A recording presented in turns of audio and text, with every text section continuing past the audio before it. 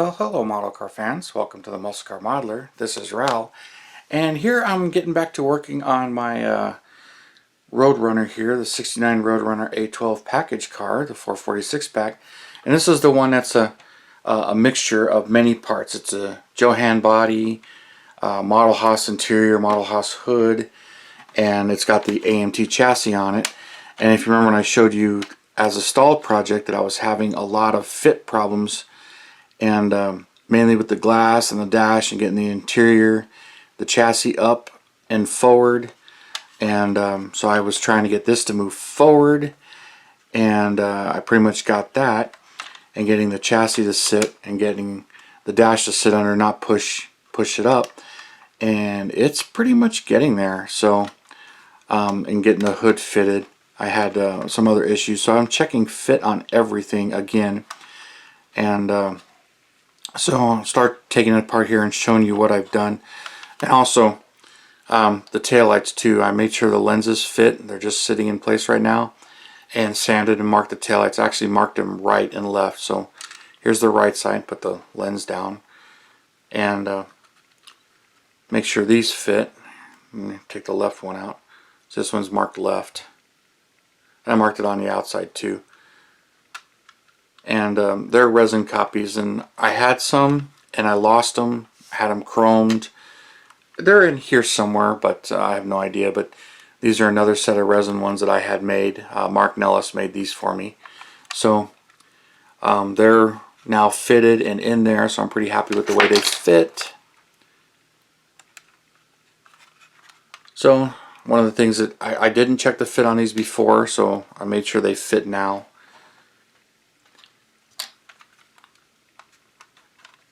Alright, so you can see here, if I push this down, I'm able to get the cowl to sit nicely against the hood, and it glues flat. Now, I did find out that this, it had a raised section, and it was actually hitting the hood. When I pinched it all together, it was pushing the hood up, so I didn't have a whole lot.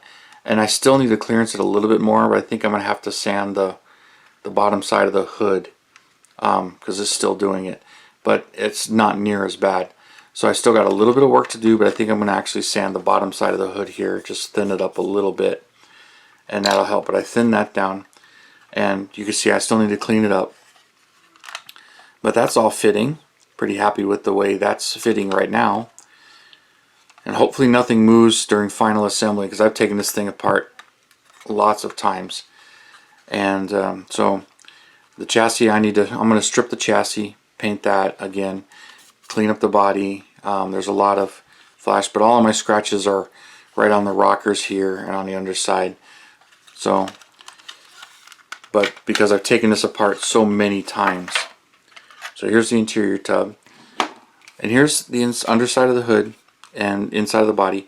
I didn't do a whole lot. You can see I've sanded in here, trying to get that smooth and flush, which I had a few issues there, and I was checking the sides here where it hits. You can see where the paint was getting scraped and scratched, but that's because on here I had to sand and re-radius this a little bit. This was rubbing, just rub the paint off, but it's a nice fit.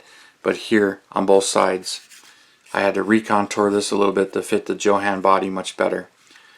I did a lot of sanding and grinding in here to thin this out, right here as well. So there's a lot of sanding that I've done here, and I did quite a bit before, but I still had to do some more to get it to fit. And then I sanded right here and thinned that out, so you can see how thin that is right there, which I did some of that before, but when it comes to the interior tub, I did a lot to this. So I ground huge chunks out right here, so you can see how much this was all the way across, one solid piece.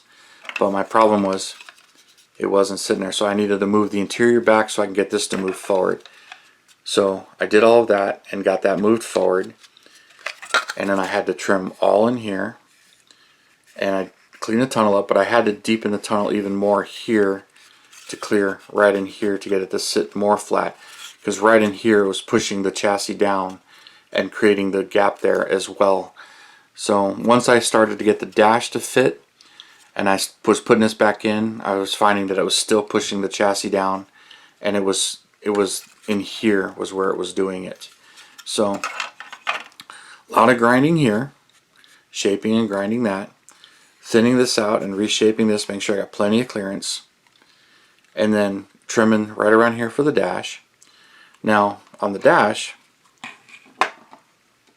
I had sand and shaped this to get it to sink into the glass a little bit better.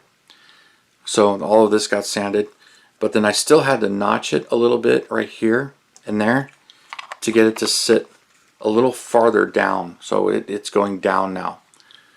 So I got that in there, which pushes the dash a little more flat with the door panel, so you can see it's flat right here on both sides. Before it was sticking up, it was like that, to give you an idea. So now it's sunk down a little bit, and after I did that, I was able to get the tub to sit in there nicely, and it was looking pretty good. Then I was discovering that I didn't do quite enough in here, so I had to do a little bit more. So some of this is quite thin, but she's sitting pretty flush and flat now, so I'm pretty happy with that. But that gives you an idea how much it goes into the glass. There you go. So there's a gap up and down from the cowl. So when I move it all the way back, it pretty much sits flush with the cowl. So when the interior tub's in there.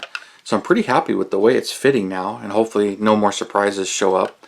But I've got to take the interior back apart. I got to clean all this up, clean all of my resin, and I may have to just repaint all of this because there's a lot of scratches and a lot there. So no big deal. But I'll clean it all up, paint it, pull the steering wheel off. I had a decal right there on the dash. I'm hoping I can just save that and brush paint it, maybe airbrush the top of the dash and leave the rest of that alone. So I may fill that with silly putty to prevent paint from getting in there, and then paint the corners, but that's where it's all glued. And then from the outside you can see this on the dash. So need to finish that, paint that.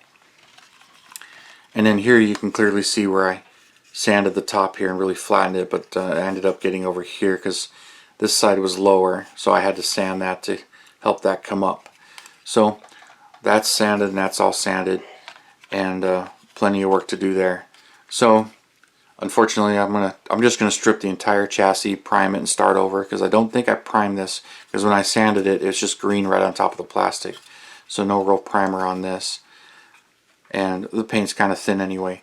So I'm going to strip the paint off of this, and while I'm at it, I'm going to strip the paint off of this, because really only the K-member should be black and the torsion bars, but the rest of these frame rails on the real car are welded to here. They don't actually come off. This part unbolts, and you can see the bolt holes here, but this part should be black. Torsion bars should be steel or black, but the rest of this should be body color as far as an over restored look or over spray and primer.